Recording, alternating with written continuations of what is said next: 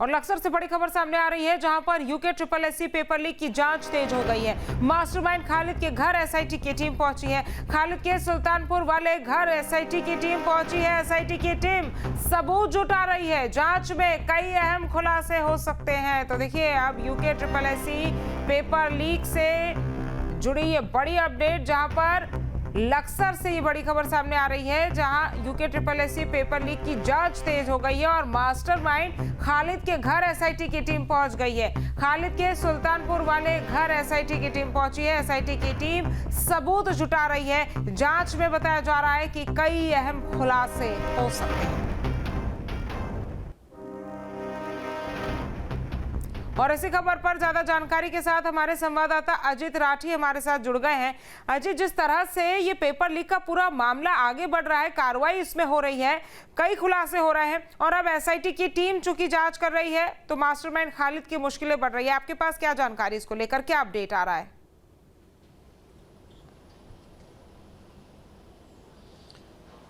अब बिल्कुल देखिए, एसआईटी ने अपनी जांच शुरू कर दी है और कल ही से जांच शुरू हो गई थी। और ठीक है, कई सवाल उठे थे, लेकिन एसआईटी ने अपना काम करना शुरू कर दिया है। जो एसपी देहात है देहरादून में, तो जया बलूनी वो उसको हेड कर रही हैं और उन्हीं की अगुवाई में एक टीम का गठन हुआ है।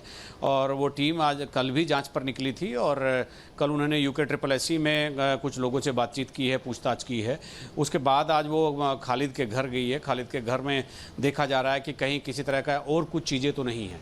तो चूंकि आप जानते हैं कि खालिद चूंकि इसका मुख्य अभियुक्त है और इस पूरे मामले का उसी ने पेपर आउट कराया है, उसी के मोबाइल से सारी चीज़ें हुई हैं। तो वो एक जो है मतलब मेन एक्यूज्ड है इस पूरे के पूरे घटनाक्रम का। तो एसआईटी अभी फ़िलहाल जो बहुत नज़दीक वाले पॉइंट हैं उनको जांच के दायरे में ले रही है, जो लगातार सुर्खियों में बने हुए हैं। और इसके साथ ही हो सकता है वो इस स्कूल में भी जाए, उस परीक्षा केंद्र में जाए जो भाजपा नेता का है, जहाँ से पर्चा लीक हुआ था। तो ये एक बहादुरपुर गाँव है, तो वहाँ पर ये पर्चा लीक हुआ था। और वो जिनका स्कूल है वो भारतीय जनता पार्टी के जिला मीडिया कोऑर्डिनेटर हैं। तो एसआईटी वहाँ पर भी जाएगी, वहाँ भी जो कर्मचारी है उनसे बातचीत करेगी, पूछताछ करेगी।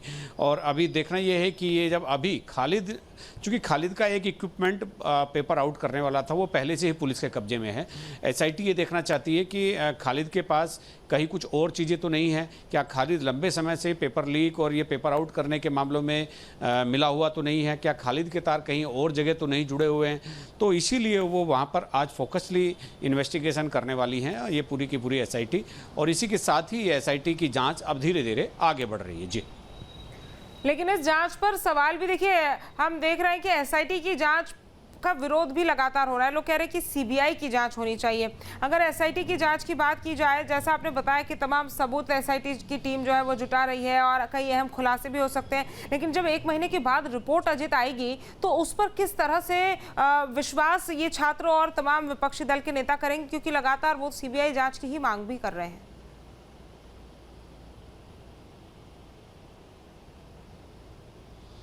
नहीं देखिए, इसमें 2 इशू इस समय क्रिएट हो गए हैं कल से। एक तो सीबीआई जांच उनकी पुरानी डिमांड है। कल छात्र के जो ये युवा हैं जहां धरना दे रहे हैं, उनके धरना स्थल पर भी डीएम और एसएसपी जब उनसे बातचीत करने गए तो वहां पर जो युवाओं के नेता थे जो वहां पर आंदोलन की अगुवाई कर रहे हैं, उन्होंने जो एसआईटी की सुपरवाइजरी अथॉरिटी बने हैं पूर्व न्यायाधीश बीएस वर्मा, उनको लेकर के भी आवाज़ उठाई और अपनी आपत्ति दर्ज कराई कि ऐसे निष्पक्ष जाँच कैसे हो सकती है। अगर कोई व्यक्ति सरकार के पेरोल पर है, सरकार के किसी आयोग का अध्यक्ष है, पहले भी सरकार में कई पदों पर रह चुका है, तो निष्पक्ष जांच कैसे हो सकती है। अभी भी वो वेतन पा रहे हैं, समर्पित आयोग हैं, उसके अध्यक्ष हैं, तो उनको वेतन मिलता है सरकार से, तो निष्पक्ष जांच कैसे होगी।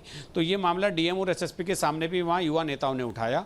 और दूसरा सीबीआई जांच का मामला, तो धरना स्थल पर जितने भी लोग बैठे हैं, जितने भी पूरे प्रदेश में जहाँ जहाँ भी ये धरने प्रदर्शन हो रहे हैं, वहाँ 2 ही मांग हैं, सीबीआई जांच होनी चाहिए और परीक्षा रद्द होनी चाहिए। और चूंकि मुख्यमंत्री इस बात के लिए एश्योर कर चुके हैं कि अगर एसआईटी को एक से ज़्यादा कहीं एक इंसिडेंट मिलते हैं इस तरह के पेपर आउट होने के, या कुछ लोगों की मिलीभगत के सबूत मिलते हैं, तो उनके पास ये विकल्प है अभी कि वो परीक्षा रद्द कर सकते हैं। लेकिन इतनी पर्याप्त संख्या में इस तरह के घटनाएं और इस तरह की चीज़ें मिलनी चाहिए। अगर एक ही परीक्षा केंद्र पर एक ही घटना हुई है तो उससे पूरी परीक्षा को रद्द करना उन लाखों बच्चों के साथ खिलवाड़ होगा जो मेहनत करके पेपर देने आए थे।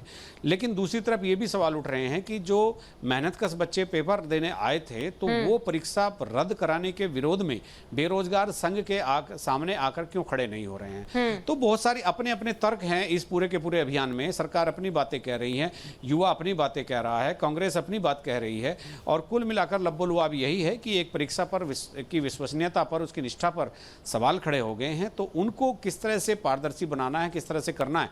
और मैंने जैसे सुबह भी बताया था कि यही धामी सरकार पिछले 6-8 महीनों में, पिछले 2 सालों में तकरीबन आधा दर्जन से ज्यादा परीक्षाएं पूरी पारदर्शी ढंग से करा चुकी है, और भी 25,000 से ज्यादा युवाओं को सरकारी नौकरी मिल चुकी है।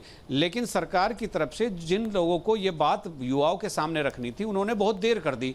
ये बात कल निकल कर सामने आई, कल ही सब इनका कैलकुलेशन होता रहा। तो चूंकि सरकार की तरफ से जो बयानवीर हैं या जो सरकार का पक्ष रखने आ रहे हैं, उनको ये जानकारी ही नहीं थी, तो देर से सही चीज बताई जा रही है, तो जिसका बहुत ज्यादा फर्क नहीं पड़ रहा है। जी ठीक है अजीत, आप हमारे साथ बने रहिए, मैं दोबारा आपका रुख करूंगी।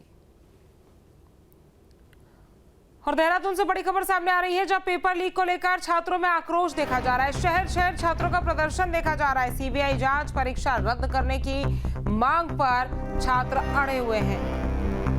तो देहरादून से ये बड़ी खबर आपको बता रहे हैं, जहां शहर शहर छात्रों का प्रदर्शन देखने को मिल रहा है। पेपर लीक को लेकर छात्रों में आक्रोश है और सीबीआई जांच, परीक्षा रद्द करने पर अड़ गए हैं छात्र। तो देहरादून से ये बड़ी और अहम जानकारी आप तक पहुंचा रहे हैं, जहां पेपर लीक को लेकर छात्रों में आक्रोश है। शहर शहर छात्रों का प्रदर्शन देखा जा रहा है। सीबीआई जांच और परीक्षा रद्द करने पर छात्र बढ़ गए।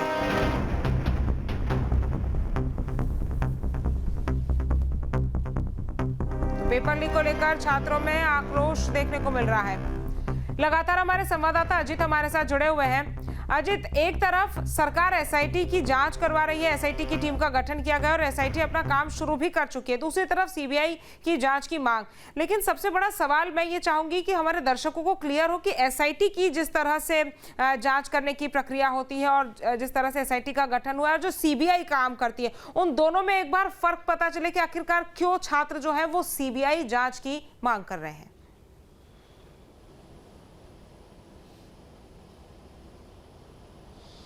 देखिए, उन छात्रों को लगता है कि जो एसआईटी है वो स्टेट पुलिस है, और स्टेट पुलिस वैसे ही काम करेगी जैसे स्टेट पुलिस करती है। उनको लगता है कि ये किसी के प्रभाव में आ सकती है, और राज्य की पुलिस है तो राज्य के अधीन है, तो उन पर पूरा भरोसा करना ठीक नहीं है। और दूसरा, सीबीआई केंद्र सरकार के अधीन है। सीबीआई का जांच करने का, विवेचना करने का दायरा बहुत व्यापक है, तो उन्हें लगता है कि सीबीआई राज्य के नियंत्रण में नहीं है, तो वो निष्पक्ष जांच करेगी। बस इतनी सी बात है। और दूसरा, जैसे ऐसा विवेचना एक ही जैसे आगे बढ़ती है, किसी का दृष्टिकोण, किसी एजेंसी का दृष्टिकोण बहुत बड़ा होता है, जैसे सीबीआई है वो देश भर के मामले हैंडल करती है, तो उनका दृष्टिकोण व्यापक होता है। स्टेट पुलिस का वो स्टेट के हिसाब से होता है। तो विवेचना जैसे आगे बढ़ रही है, जैसे एसआईटी जांच कर रही है, सीबीआई उससे और वृहद तरीके से जांच कर सकती है, ऐसा छात्र मानते हैं, युवा नेता मानते हैं। तो इसीलिए वो सीबीआई जांच की मांग कर रहे हैं। लेकिन एसआईटी में भी एक एडिशनल एसपी है, स्तर की महिला अधिकारी है, जो इस मामले को लीड कर रही है।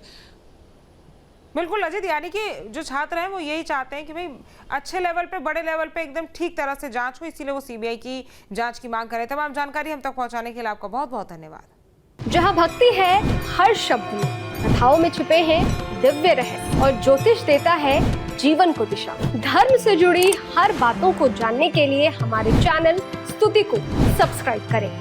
चैनल पर जाने के लिए इस लिंक पर क्लिक करें।